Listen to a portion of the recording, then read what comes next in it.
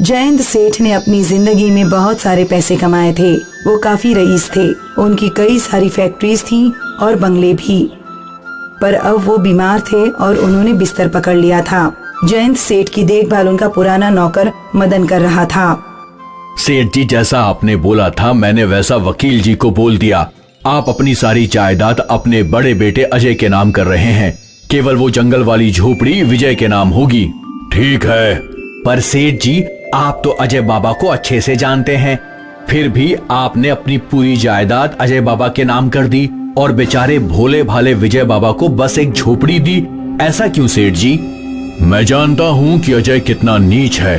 वो जायदाद के लिए अपने भाई के साथ कुछ भी कर सकता है, इसलिए मैंने अपनी सारी जायदाद उसके नाम कर दी। इससे मेरा छोटा बेटा बच जाएगा। पर छोटे बाबा को गरीबी की जिंदगी गुजारनी होगी। नहीं मदन, ऐसा कुछ नहीं होगा। तुम बस देखते जाओ। मैं अपने सारे फैसले सोच समझकर ही लेता हूँ। जी मालिक। बस मेरे मरने के बाद तू विजय के साथ रहना। जी मालिक। कुछ महीनों बाद जयंत सेठ स्वर्ग सिधार गए। इनके मरते ही वकील जी घर आए। सेठ जी ने अपनी सारी जायदाद अपने बड़े बेटे अजय के नाम कर दी है और विजय तुम्हारे नाम बस एक जंगल की छोटी सी झोपड़ी की है। वाह, मुझे नहीं पता था कि मेरे पिताजी मुझसे इतना प्यार करते हैं। मैं तो ये सोच रहा था कि कैसे मैं जायदाद में ज्यादा हिस्सा ले लूं। अच्छा हुआ ये पूरी जायदाद ही मेरी हो गई है। मुझे जायदाद का कोई लालच नहीं है। बाबा ने मुझे जो कुटिया दी है मैं उसी में खुश रहूंगा। भैया मैं चलता हूँ। हाँ हाँ हाँ, ठीक है ठीक है। विजय अपने बंगले को छोड़कर निकल नहीं रहा था कि अजय बाबा, मैं भी विजय बाबा के साथ ही जाना चाहता हूँ। तू वहाँ उस झोपड़ी में क्या करेगा? मुझे सेठ जी ने आज्ञा दी थी कि मैं विजय बाबा के साथ ही चला जाऊँ। अच्छा ठीक है, जा जा चला जा। विजय और मदन काका जंगल की ओर चल पड़े। जंगल के बीच उन्हें एक कुटिया दिखी। पता नहीं सेठ जी ने ऐसा क्यों किया। एक बेटे को इतनी सारी जायदाद और दूसरे को बस ये छोटी सी कुटिया। काका आप इतना मत सोचो, बाबा ने ये फैसला भी सोच समझकर ही लिया होगा। देखते हैं बेटा। दोनों उस कुटिया के पास पहुँचे।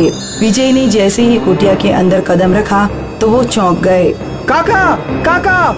जब मदन कुटिया के अंदर आया तो उसकी भी आंखें फटी की फटी रह गईं। वो कुटिया अंदर से एक आलीशान महल था। बाहर से भले ही वो एक छोटी सी कुटिया हो, पर अंदर से वो राजमहल था। बाप रे, मैंने कहा था ना, बाबा ने फैसला सोच समझकर ही लिया था। जी मालिक की बात तो अब समझ में आई है हमें। दोनों दंग होकर अपने नए महल का कोना कोना देखने लगे। भीतर एक बड़ा सा सिंहासन था। यहाँ तो एक सिंहासन भी है। हाँ विजय बाबा, बैठ के दिखाओ जरा कैसे लगते हो। विजय सिंहासन पर बैठ गया। ये तो बिल्कुल राजाओं का सिंहासन है। विजय जैसे ही सिंहासन पे बैठा, उसके सामने एक जिन आ गया। क्या हुक्म है मेरे आका? जी जी जी जी जी जी जिन। जी, मैं एक जिन ही हूँ। तुम यहाँ कैसे? मैं इस सिंहासन में रहता हूँ। मैं समझा नहीं।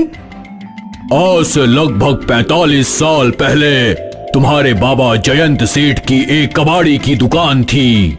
उस समय वो इसी झोपड़ी में रहा करते थे। तब एक दिन एक दूर का व्यापारी ये सिंहासन सेठ जी को बेचकर चला गया था।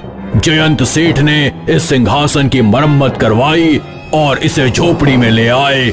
जयंत सेठ जैसे ही इस सिंहासन पर बैठे, मैं उनका गुलाम बन गया और तब से मैं अपने मालिक की हर इच्छा पूरी करता आया हूँ। कुछ महीनों पहले मालिक यहाँ आए थे और उन्होंने अपनी आखिरी इच्छा मांगी। मेरे मरने के बाद मेरा बेटा विजय इस सिंहासन पर बैठेगा। जैसे तुमने जिंदगी भर मेरा साथ दिया, मेरे बेटे का भी जरूर साथ देना। उसे खुश रखना हमेशा। इसलिए अब मैं तुम्हारा गुलाम हूँ। मुझे अपनी इच्छा बताओ मालिक। फिलहाल तो मुझे बहुत भूख लग रही है। कुछ खाने को मिल जाता तो अच्छा होता। जो हुक्म मेरे मालिक। जिन ने विजय के सामने ढेर सारे पकवान हाजिर कर दिए, जो देखकर विजय और मदन दोनों स्तब्ध रह गए। अरे इतने सारे पकवान मैंने जिंदगी में कभी नहीं देखे। मदन और विजय दोनों पकवान खाने लगे। तभी अजय झोपड़ी के अंदर आया। वो झोपड़ी के अंदर का महल देखकर दंग था। तो बाबा ने मेरे साथ धोखा किया, तुझे ये जिन दे दिया जो तेरी हर इच्छा पूरी करेगा और मुझे बस थोड़ी सी जायदाद दी। मुझे ये जिन चाहिए। तुम हंस क्यों रहे हो? ऐसा नहीं हो सकता। इसलिए क्यों नहीं? क्योंकि मेरे पहले मालिक ने इन्हें मेरा अगला मालिक बनाया है और जब तक ये मुझे किसी और को नहीं देते मैं इनका ही गुलाम रहूंगा। अच्छा ये बात है, तो मैं तुझे छीन कर ही रहूंगा, चाहे इसके लिए मुझे कुछ भी करना पड़े। तुम ऐसा नहीं कर सकते। मेरे रहते हुए मेरे मालिक को कोई छू भी नहीं सकता। मेरी कमर शायद इतना तुम्हारे लिए काफी है। अगर अगली बार मेरे मालिक के पास भी आए तो मैं तुम्हारी जान ले लूंगा, समझ गए? मैं समझ गया मैं। सेठ जी ने बिल्कुल सही निर्णय लिया था, वो ये पहले से जानते थे। हाँ।